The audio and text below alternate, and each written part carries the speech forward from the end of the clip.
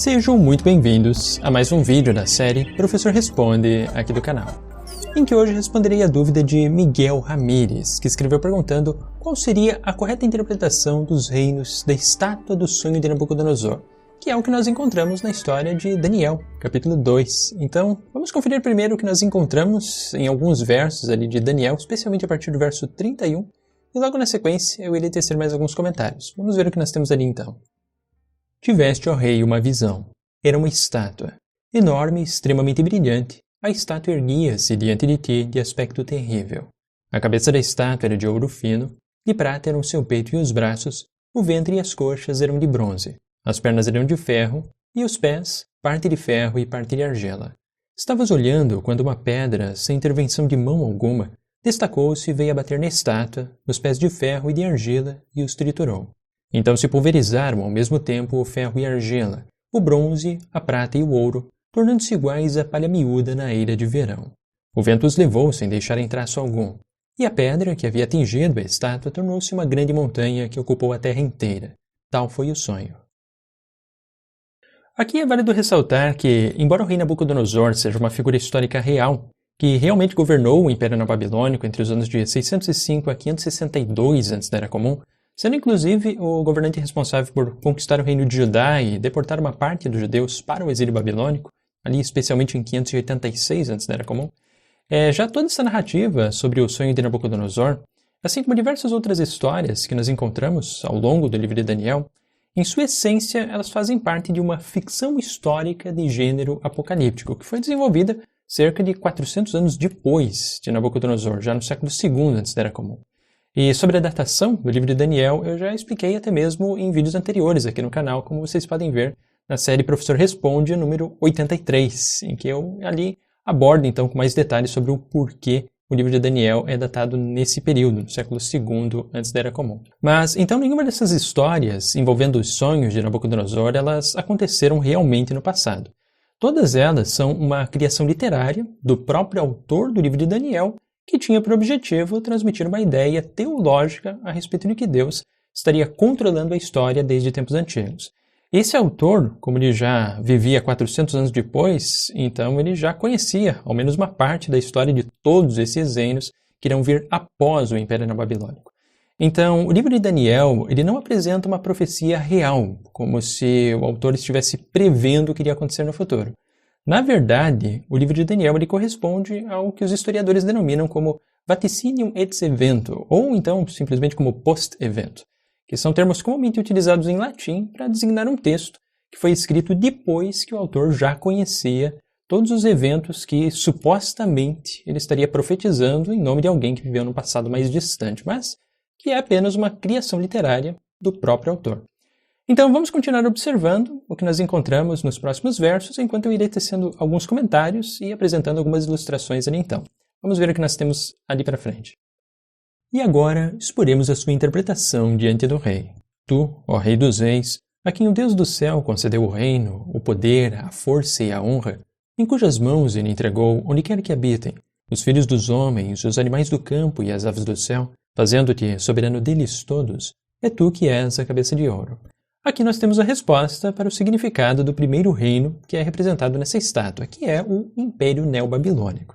Depois de ti se levantará outro reino, inferior ao teu. Historicamente, o Império Neobabilônico ele caiu quando foi conquistado pelos persas no ano de 539 a.C., sob a liderança do famoso Ciro o Grande. No entanto, o Império Persa ele era muito superior ao Império Neobabilônico, não fazendo nenhum sentido histórico o autor mencionar aqui que esse reino seria inferior ao de Nabucodonosor. Mas quando nós observamos o capítulo 6, versos 1 e 29 do livro de Daniel, então tudo começa a fazer mais sentido. Porque, na verdade, o autor desse livro, ele identifica Dário o Medo como um governante anterior a Ciro da Pérsia, embora essa informação seja historicamente incorreta, porque, na verdade, os medos foram conquistados pelos persas antes mesmo da queda do Império Babilônico, ainda em 550 a.C. E, na verdade, Dário ele não foi um governante medo. Ele foi um governante persa, que reinou 8 anos depois da morte de Ciro, já em 522 a.C. Então, embora seja historicamente impreciso, incorreto, o autor do livro de Daniel ele identifica os medos como o reino sucessor e inferior ao governo de Nabucodonosor, representando então o peito e os braços de prata. E depois ainda um terceiro reino de bronze que dominará a terra inteira, que agora representa a Pérsia, a partir do governo de Ciro, que realmente foi um império que dominou uma grande extensão de terra, sendo inclusive o maior império que já existiu até aquela época, século VI antes da Era Comum. Haverá ainda um quarto reino, forte como ferro que reduz tudo a pó e tudo esmaga. Como o ferro que tritura, este reduzirá a pó e triturará todos aqueles, que representa o Império de Alexandre o Grande, que conquistou o Império Persa no ano de 330 antes da Era Comum. Os pés que viste, parte de argila de oleiro e parte de ferro, designam um reino que será dividido, que aqui representa o reino dividido de Alexandre o Grande, que após sua morte, no ano de 323 antes da Era Comum, foi dividido entre os diádocos, que eram seus generais, com a Síria ficando sob o controle dos Seleucidas e o Egito sob o controle dos Ptolomeus. Haverá nele parte da solidez do ferro, uma vez que viste ferro misturado à argila de oleiro. Assim, esse reino será parcialmente forte e também parcialmente fraco. O fato de teres visto ferro misturado à argila de oleiro indica que eles se misturarão por casamentos, mas não se fundirão um com o outro, da mesma forma que o ferro não se funde com a argila, que aqui representa as tentativas de união entre os Seleucidas e os Ptolomeus através de alianças de casamento, como é o caso, por exemplo, do que ocorreu entre os governos de Antíoco II e Ptolomeu II, no ano de 255 antes da Era Comum, e também posteriormente com Antíoco III, que procurou aliança com Ptolomeu V, dando a sua filha Cleópatra em casamento, no ano de 194 antes da Era Comum, que, assim como o ferro não se funde com a argila, também acabou não resultando em nenhuma aliança duradoura.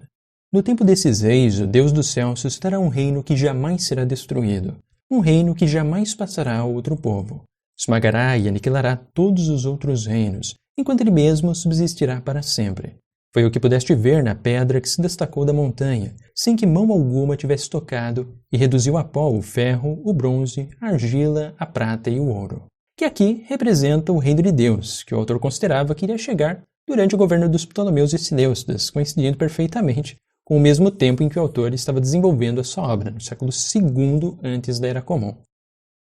Então, em resumo, a interpretação correta da estátua do sonho de Nabucodonosor, de acordo com a intenção original do autor, é a cabeça de ouro representando o Império Neobabilônico, o peito e braços de prata, o Império Medo, o ventre e as coxas de bronze, o Império Persa, as pernas de ferro, o Império de Alexandre e os pés de ferro e argila, os Seleucidas e Ptolomeus. Enquanto que a pedra que destruiu a estátua e se tornou uma montanha representaria a chegada do reino de Deus, que, segundo a crença religiosa desse autor, ele acreditava já estar vivendo na iminência desse evento, no século II antes da Era Comum.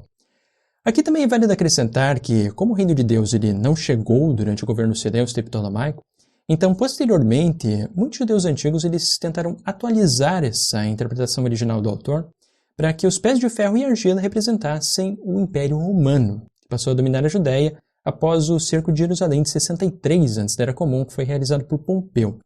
Mas como o reino de Deus ele também não chegou durante o domínio romano da Judéia, então alguns séculos mais tarde, com a queda do Império Romano Ocidental, no ano de 476, já da Era Comum, então tanto judeus quanto cristãos, eles buscaram atualizar novamente a estátua de Daniel para que os pés de ferro e argila representassem a fragmentação política da Europa junto com o Império Bizantino. Mas como o reino de Deus ele também não chegou durante a Idade Média com a predominância do Império Bizantino, então com a queda do Império Bizantino, já em 1453 da Era Comum, tanto judeus e cristãos eles buscaram atualizar novamente a estátua de Daniel para representar agora o Império Turco-Otomano. Mas como o reino de Deus ele também não chegou durante o domínio turco-otomano, então a estátua de Daniel foi atualizada mais uma vez para representar o Império Britânico, que dominou a terra de Israel e Palestina a partir do ano de 1917. Mas como o reino de Deus ele também não chegou durante o domínio britânico, a estátua de Daniel foi atualizada de novo, agora entre os séculos 20 e 21, tanto por judeus quanto por cristãos, mas normalmente de perspectivas mais fundamentalistas, para representar os estados políticos da Europa, toda a fragmentação política então que nós temos ali na Europa, junto com a fragmentação política do Oriente Médio. Mas que são ideias, obviamente, totalmente anacrônicas em relação às intenções originais do autor, que ele entendia estar ali representando os impérios de sua própria época quando ele estava desenvolvendo esse texto, século II antes da Era Comum. e não agora no século XXI ou ainda outros séculos que virão mais à frente. Com isto, eu espero ter respondido essa interessante dúvida de Miguel Ramírez sobre o capítulo 2 do livro de Daniel, e além disso também, o Miguel Ramírez ele escreveu perguntando sobre os capítulos 7 a 12 do livro de Daniel. Mas para não ficar muito extenso esse vídeo, então eu irei abordar esses capítulos separadamente nos próximos vídeos aqui do canal. Para aqueles que possuem outras dúvidas, vocês podem fazer também como o Miguel Ramírez, escrever logo aqui embaixo nos comentários aqui no vídeo do YouTube. Para aqueles que gostaram de mais esse pequeno vídeo da série Professor Responde, convido a deixarem o like aqui no vídeo para ajudar o canal a crescer e levar o conteúdo a muitas e muitas outras pessoas. E também para aqueles que apreciam todos os meus trabalhos aqui no YouTube, eu convido a pensarem na possibilidade de tornarem-se apoiadores aqui do canal através da plataforma do Apoia-se, que são, graças aos apoiadores aqui do canal, que todos os trabalhos são possíveis. Agradeço muito a todos e nos vemos muito em breve nos próximos vídeos aqui do canal.